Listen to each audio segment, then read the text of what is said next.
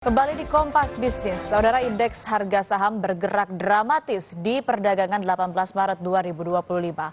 Aksi jual besar-besaran melanda bursa saham di sesi pertama. Indeks harga saham dibuka di level 6.458, langsung terkoreksi di zona merah. Grafik turun terus berlanjut, bahkan lebih dari 5%. Titik terendah bursa kemarin ada di 6.011. Ini sekaligus menjadi posisi paling lemah sejak pandemi COVID-19. Meski terjatuh di sesi pertama, IHSG langsung bergerak cepat dan pulih di sesi 2 dan ditutup ke level 6.223. Saat bursa terjatuh 18 Maret, Otoritas Bursa Efek Indonesia memberlakukan pembekuan sementara atau trading hold perdagangan. Istilah umumnya bursa disuspend. Trading hold dilakukan sesuai prosedur standar karena transaksi sudah sempat menyentuh 6%. Ini adalah penghentian perdagangan pertama sejak pandemi COVID. Setelah 30 menit perdagangan ditutup, pergerakan indeks mulai membaik sejak dibuka kembali pukul 11:49.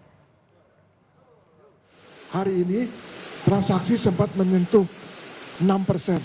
Jadi sesuai SOP di Bursa Efek, ketika di atas 5%, kami lakukan trading halt namanya. Kita suspend perdagangan selama 30 menit. Setelah 30 menit, kita buka kembali. Jadi kalau kita lihat hari ini sudah pembukaan dari trading halt. Sehingga perdagangan sudah seperti biasa. Dan terlihat bahwa bahkan sudah membaik. Ya, pada waktu penutupan di angka 6%, sekarang sudah lebih baik. Dana asing juga kabur dari pasar saham, saudara. Dalam satu hari, investor asing melakukan aksi jual bersih sampai 2,49 triliun rupiah. Kalau ditarik ke belakang, sejak masa transisi pemerintahan, asing keluar dari bursa ini sebesar 42 triliun rupiah. Kami kutip dari Bloomberg, analis Mitsubishi UFJ Financial Group yang merupakan lembaga keuangan terbesar di Jepang bilang, investor mengkhawatirkan defisit APBN yang makin besar. Jika tidak ada hal yang meyakinkan, dana asing masih akan keluar dari pasar saham Indonesia. Menteri Keuangan Sri Mulyani memastikan rumor mundur dari jabatan saat ini tidak benar. Sri Mulyani berusaha meyakinkan market yang terus tertekan bahwa pengelolaan APBN tetap dilakukan secara profesional. Dari APBN yang tekor di awal tahun memasuki Maret, penerimaan bruto perpajakan sudah naik 6%. Defisit APBN juga dijaga di level 2,5%. Sri Mulyani mengklaim beberapa indikator seperti penawaran yang masuk saat lelang surat utang negara menunjukkan kepercayaan investor baik domestik dan asing masih terjaga. Saya juga menegaskan banyak yang berumor mengenai posisi saya. Sampai sekarang saya tetap fokus menjalankan tugas negara, kepercayaan Presiden untuk mengelola APBN dan keuangan negara secara profesional. Ini untuk menegaskan terhadap berbagai rumor mengenai posisi Menteri Keuangan. 2 pekan lalu, Presiden Prabowo Subianto menerima 8 konglomerat di Istana. Apakah pertemuan ini sama sekali tidak meninggalkan jejak hijau di bursa saham?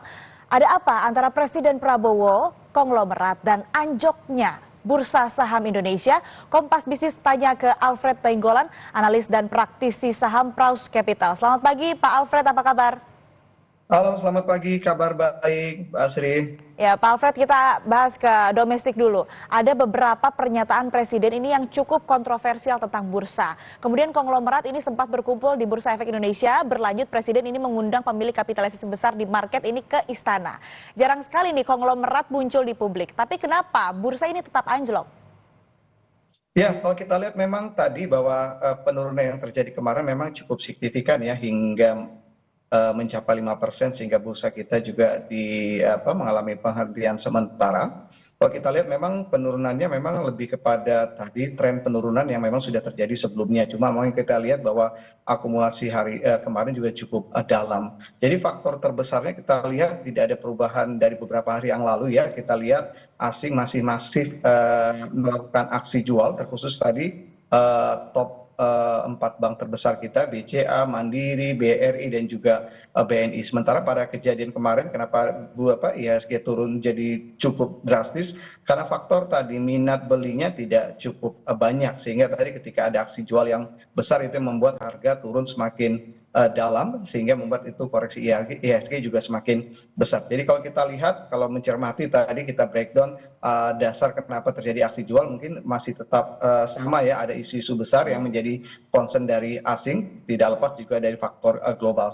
Justru yang menjadi pertanyaan tadi adalah ternyata minat beli dari domestik sendiri tidak cukup besar, sehingga tidak mampu menahan penurunan harga akibat aksi jual yang cukup tinggi dari investor asing tersebut. Dan kalau ini kita lihat memang karena faktor juga hampir sama ya, kita lihat memang bahwa kekhawatiran pasar memang bisa ada dua respon, bisa aksi jual dan tadi wait and see. Jadi ketika terjadi wait and see, tidak ada minat beli, juga ini juga menjadi kontribusi penurunan indeks, terkhusus ketika terjadi aksi jual. Jadi kalau kita lihat memang tadi respon lebih kepada tadi investor khususnya domestik yang memang masih belum cukup yakin. Makanya ketika ada kunjungan kemarin dari DPR sebagai bentuk perhatian yang dilihat oleh pasar, ternyata kepercayaan diri investor juga mengalami kenaikan. Bahkan tadi malam juga kita lihat Kementerian Keuangan, Bu Sri Mulyani juga sudah menyampaikan statement, dan ini juga kita lihat akan mendorong confident pasar. Dan kalau menurut kita kondisi ini tentu akan memberikan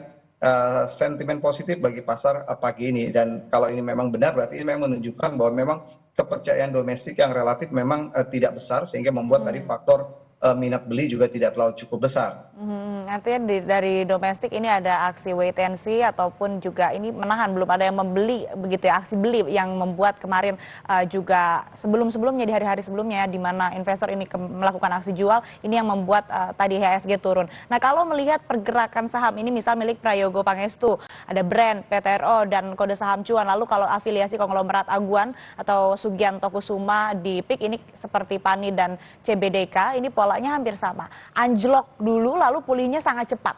Nah, apa yang market baca? Apakah ada hubungan yang tidak baik-baik saja antara presiden dan konglomerat yang tercermin begitu dari pergerakan saham, atau bagaimana, Pak Alfred? Ya, kalau saya melihat dari sisi analis, kita lihat konglomerasi grup Barito yang kita sebut tadi ya, grup saham Pak Prayogo, kita memang melihat bahwa koreksi yang terjadi kemarin juga bisa dibilang akumulasi ya, sudah terjadi di beberapa hari sebelumnya. Bisa dikatakan tadi beberapa konglomerasi grup Pak Prayogo atau BRPT memang dari awal tahun sudah turun hampir 50%. Jadi relatif udah cukup dalam. Dan kalau kita lihat di tahun lalu memang, atau 2 tahun yang lalu memang ternyata kontribusinya naik juga cukup signifikan. Bahkan kita juga mengatakan bahwa ada pergerakan irasionalitas dari kenaikan yang terjadi di 2023, 2024 terhadap saham-saham tersebut. Jadi ketika naik cukup signifikan, tahun ini mengalami penurunan, menurut kita hal yang cukup fair ya, artinya bahwa memang sudah mulai menyesuaikan penurunan harganya. Jadi kalau kita melihat tadi kepada beberapa pertemuan atau kejadian atau event tadi, mungkin relasinya tidak cukup banyak terhadap pergerakan harga saham ya. Jadi kalau kita lihat memang pergerakan saham 4 konglomerasi perbankan, 4 konglomerasi grup Barito memang bisa dibilang sudah terjadi trennya memang dari awal tahun kemarin, sehingga kita katakan bahwa kejadian yang terjadi pada perdagangan kemarin untuk konglomerasi grup Barito lebih kepada dampak ikutan ya. Kalau kita lihat kemarin memang drive penurunan IHSG terbesar itu dipimpin oleh perbankan, khususnya tadi Bank BUMN, yang membuat tadi beberapa saham-saham lain juga mengalami ikutan. Tapi kalau kita lihat justru pemulihan untuk saham-saham yang terdampak ikutan tadi, ternyata pemulihannya, recovery-nya lebih cepat pada akhir perdagangan. Jadi itu yang membuat kita mengatakan bahwa sebenarnya ini memang ada faktor tadi minat wait and see yang memang masih cukup tinggi, sehingga menahan aksi beli ketika harga saham juga sudah turun drastis. Namun di satu sisi juga kita lihat memang ada juga herding behavior ya. Jadi kita melihat ada beberapa investor yang memang mencoba masuk melakukan trading, namun kembali mungkin skenario yang tidak sesuai dengan pergerakannya, sehingga terjadi juga menyumbang kontribusi terhadap aksi jual. Baik, terakhir Pak, singkat saja, ini persepsi apa sih sebetulnya yang memengaruhi psikologis investor? Lalu akan sejauh mana IHSG ini melemah, atau munculnya Menteri Keuangan yang bilang akan menjaga range defisit APBN, ini apakah cukup meredam gejolak? Ya, kalau kita lihat memang tadi gambaran yang diberikan oleh Kementerian Keuangan di pasar surat berharga tentu akan menjadi kondisi yang atau signal yang cukup bagus sebenarnya bagi pasar ya. Karena kalau kita tahu bahwa surat hutang jangka panjang memang lebih bersifat jangka panjang, sehingga kalau kita lihat bahwa pada kondisi yield yang relatif masih stabil, artinya memang tidak ada penambahan risiko yang dibobotkan oleh investor terhadap tadi kondisi ekonomi Indonesia. Yang kedua, kita belajar bahwa memang tadi bahwa informasi yang masuk ke investor itu memang sangat banyak, dan kita kadang-kadang bukan hanya kita kategorikan rumor tapi juga bicara hoax.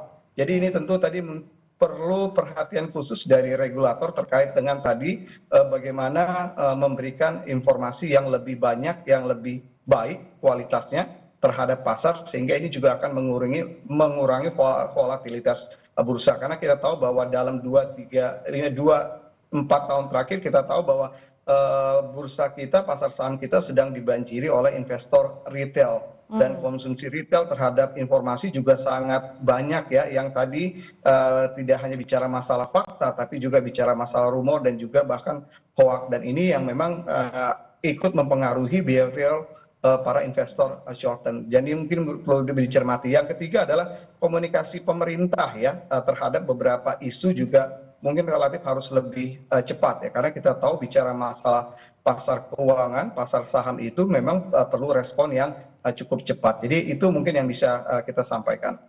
Artinya market ini butuh informasi yang lebih baik yang bisa meyakinkan, kemudian juga dari pemerintah harus lebih cepat merespon isu-isu ataupun juga hal-hal yang terjadi supaya tidak menggoyang market begitu. Baik, terima kasih Pak Alfred Nainggolan, praktisi dan analis Praus Capital. Sehat selalu Pak Alfred. Oke, makasih.